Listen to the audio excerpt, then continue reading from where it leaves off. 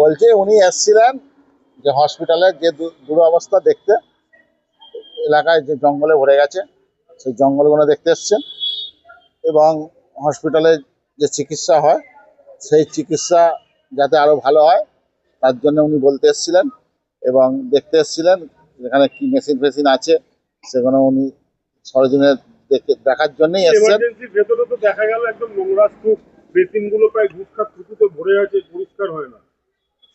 হসপিটালে বেডে কিন্তু কোনো চাদর দেওয়া হয়নি রুগীদের। শুধু এই হসপিটালে, প্রত্যেকটা হসপিটালে একই অবস্থা।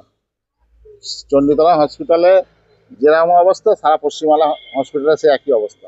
মানে চণ্ডীতলা হসপিটালের দিয়ে কি বিচার করা যাচ্ছে পুরো হসপিটাল ব্যবস্থার কি পরিস্থিতি? একটা ভাত টিপলে হাঁড়িতে যেরকম বোঝা যায় ভাতটা কি অবস্থা, সেরকম চণ্ডীতলা হসপিটাল টিপলে বোঝা যাবে সারা পশ্চিমবাংলার মানে হসপিটালের কি অবস্থা। ভাজপা সরকার এলে কি করবেন?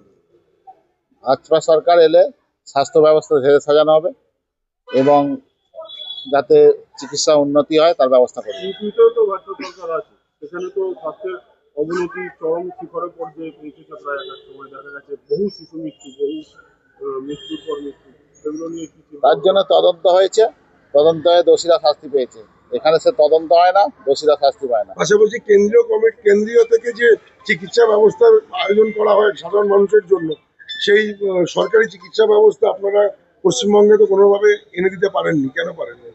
দেখুন, কেন্দ্র সরকারের যে হচ্ছে আয়ুষ্মান প্রকল্প, সেই প্রকল্প পশ্চিমবাংলায় চালু হয়নি। ফলে আয়ুষ্মান প্রকল্প না চালু হওয়ার ফলে এখানকার যে কেন্দ্র সাহায্য, সেই সাহায্যটা অনেকটা মানুষ পাচ্ছে না।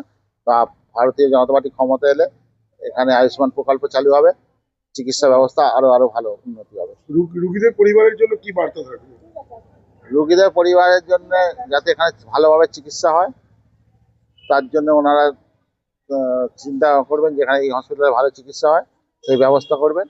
আর মানে চিন্তা করবেন যে তাহলে ওনারা যতটুকু চিন্তায় থাকে যে হসপিটালে রুগী ঢুকেছে, ভালো না হয়ে যদি রেফার হয় তাহলে এদিক থেকে ওদিকে পাঠাবে, সেই চিন্তা থেকে মুক্ত পাবে।